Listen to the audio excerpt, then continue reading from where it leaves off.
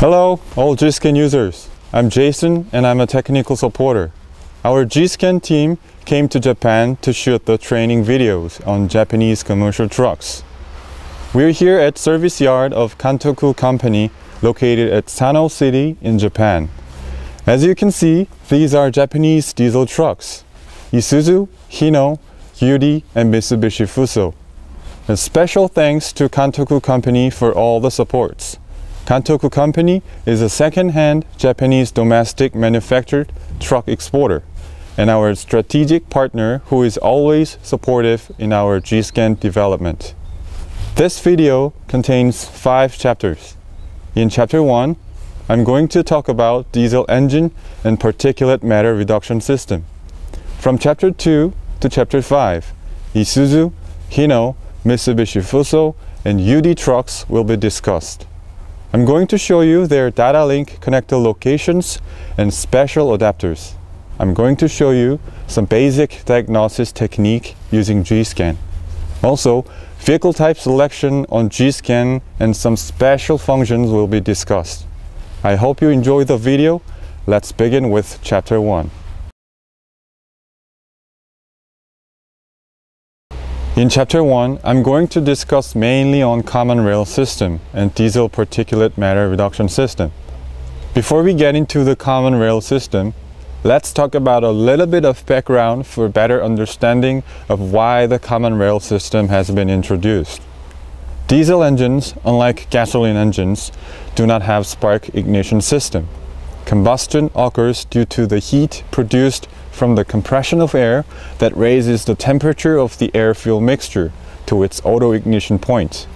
Depending on the design, the ratio ranges between 15:1 and 23:1, or even higher.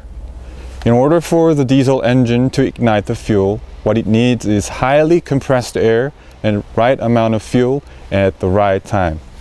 As compressed air is always present, fuel delivery is the key factor in the diesel engine system. First introduced diesel engine had no electrical system regarding fuel control. Fuel volume was controlled by a plunger type pump, which rotates only a few degrees releasing the pressure, and was controlled by a mechanical governor, which limits the maximum and idling speed of the engine by controlling the rate of fuel delivery. The mechanical governor is driven by crankshafts or camshaft, and its speed was dependent on engine speed. As the governor spins faster, the lever moves out due to the centrifugal force. When the lever is extended, it mechanically limits the fuel flow to the engine. Now here comes the problem of this old diesel engine with plunger type pump with mechanical governor. In terms of performance, maintaining the engine speed with high load was not pretty. With high load, engine needed more fuel to produce more power. As the governor's speed is proportional to the engine speed and it only controls the fuel flow, it could not compensate very well for variations in fuel delivery. Moreover, plunger type pump was constantly out of adjustment due to the inevitable vibration caused during the engine operation. In terms of emission, diesel exhaust smoke was a serious source for air pollution. Plunger type pump pressurized fuel between only 120 bar to 350 bar. And that pressurized fuel was injected through nozzles. But injected fuel was pressurized to such a level that the fuel particle was too large. That complete combustion was impossible to achieve. It caused heavy black smoke out of diesel exhaust pipe. Later on, a mechanical single plunger high pressure pump with electromagnetically controlled governor was introduced. Under the control of ECU, it seemed to solve the previous problem. However, the result was not satisfied. Shortly after, under pressure of strict emission regulations and competitions among manufacturers for developing better technology, manufacturers strived to develop better diesel fuel control system that has better performance, better fuel economy, and cleaner emission. The new system had to precisely control pressure of the fuel, fuel injection timing, and quantity. The common rail system can be divided into three areas: sensors, actuators, and engine ECU. There are many sensors related to the common rail system, such as engine speed sensor, accelerator position sensor, camshaft position sensor, crankshaft position sensor, fuel pressure sensor, and more. The engine ECU receives data from these sensors and calculates the proper injection quantity and injection timing for optimal engine operation. Then ECU commands actuators into action. Some models might have another extra control unit for injectors called EDU, electronic drive unit. EDU serves the same function as the ECU, controlling injection quantity and timing for fast engine operation. Actuators are SCV, which is suction control valve on supply pump, injectors, pressure discharge valve on common rail, and so on. For your information, suction control valve controls the quantity of fuel that is supplied to the supply pump in order to control fuel pressure in the common rail. Remember, the old mechanical plunger type pump produced not enough pressure to achieve complete combustion of air-fuel mixture. However, with ECU controlled supply pump and highly pressurized common rail system, it was possible to atomize fine fuel particles, and thus big improvements in exhaust emission could be achieved. The common rail system stores fuel in the common rail, which has been pressurized and supplied by the supply pump. Injectors are equipped with electronically controlled solenoid or piezo type valves to inject the pressurized fuel into the cylinders. Because the engine ECU controls the injection system, including injection rate, injection pressure, and injection timing, the injection system is unaffected by the engine speed or load. So the engine ECU can control injection quantity and timing to a high level of precision, and even multiple fuel injection is possible. Common rail system ensures a stable injection pressure at all times, even in the low engine speed range. As a result, it is possible to not only reducing the amount of black smoke emitted by ordinary diesel engine during cold start and acceleration, but also achieving high engine output. Emission regulations are getting stricter ever due to serious worldwide air pollution. Under emission regulations such as EPA, Environmental Protection Agency in the United States, or Euro 4, 5, and 6 in Europe, there is another system that diesel engine manufacturers have been strived to reduce the diesel emission.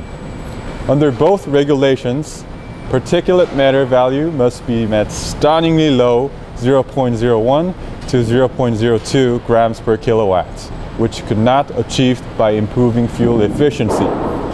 To reach those emission levels, manufacturers are adding diesel particulate filters into the exhaust system to reduce particulate matters produced during the diesel combustion process. Each manufacturer has different name for the system. For example, Mitsubishi Fuso calls it DPF, diesel particulate filter. Isuzu calls it DPD, diesel particulate diffuser. And Hino calls it DPR, diesel particulate active reduction. As for UD, since some of their vehicles share the Hino and Fuso system, they have both DPR and DPF. It may sound a different system, however, they are working on the same targets, reducing the soot captured in the filter. So here's how it works. A diesel particulate filter is usually made of silicon carbide core encased in a steel shell. It is located in line with the exhaust pipe on most diesel engines manufactured since 2007. As the exhaust gas is forced through the filters, particulate matter or soot is trapped inside. Before and after the DPF, there's differential pressure sensors and temperature sensors. are located for the purpose of monitoring DPF operation. Differential pressure sensors monitor pressure difference between pre- and post-DPF. If DPF is clogged due to captured soot, pre- and post-DPF pressure in the exhaust must be different. Once ECU notices the difference, it triggers the DPF warning lights. In case of driving on the highway, the exhaust reaches high temperatures and the trapped soot is automatically burned up. This process happens automatically during the operation and without drivers knowing about it. However, trucks sometimes have to run at low speed where DPF cannot meet high enough temperatures to burn down captured particulate matters. This is where you have to use a scan tool to manually burn down the PM. You can perform forced DPF regeneration using our GIT scan in order to burn down all those captured particulate matters inside the DPF system. In the process of DPF regeneration, ECU commands injectors for extra injection, also known as post-injection, after the main injection, to raise the exhaust temperature at least 500 degrees Celsius. Then ECU monitors temperature sensor located before the DPF to check whether desired temperature is met or not. Other than DPF system, there is a SCR, Selective Catalytic Reduction system. This technology is another advanced emission control system that injects special diesel exhaust fluid, urea 80 blue, through a special catalyst into the exhaust stream of a diesel engine. SCR can effectively reduce NOx emission while simultaneously reducing hydrocarbon, particulate matter, and carbon monoxide emission. SCR systems can also be combined with the diesel particulate filter to achieve even greater emission reductions for PM. Let's sum up some of the key points in Chapter 1. I talked about a bit of history, how common rail system came out in the market. There were some problems manufacturers faced with plunger type pump system. Emission was severe concern. Under such strict emission regulations, manufacturers had to develop such a system that would satisfy the regulation standards, and common rail and DPF system was introduced. The mainstream diesel technology is in fact common rail and diesel particulate filtering system. Understanding these systems definitely helps you when you diagnose such vehicle equipped with these systems. Let's see what we can do with GIT scan on diesel trucks in following chapters.